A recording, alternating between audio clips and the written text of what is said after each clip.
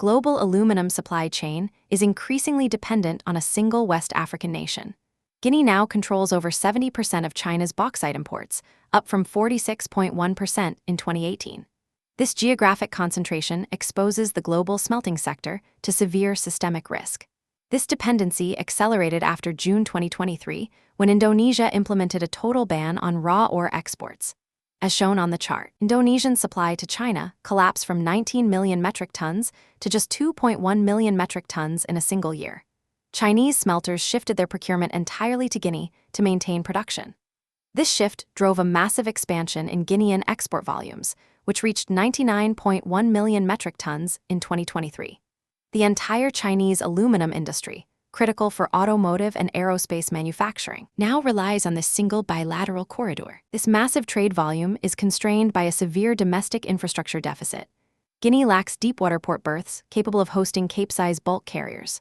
Consequently, exporters must utilize a highly inefficient, multi-stage transshipment process. As detailed in the cost breakdown, domestic logistics total $17.20 per metric ton. This exceeds the actual cost of mining and processing the raw ore. Shallow draft barge transshipment alone adds $5.50 per metric ton.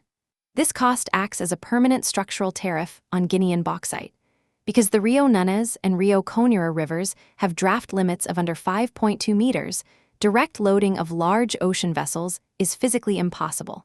The entire supply chain is held hostage by river geography. This transshipment model introduces extreme vulnerability to seasonal weather.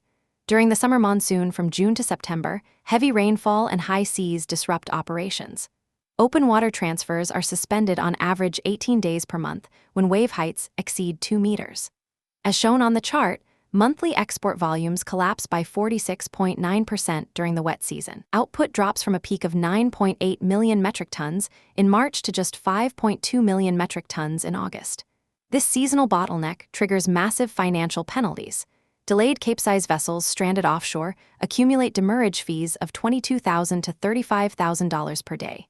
This operational fragility mirrors the 19th century grain trade bottlenecks on the Danube River. Once again, global commodity markets are constrained by localized physical bottlenecks and a deficit of heavy industrial infrastructure.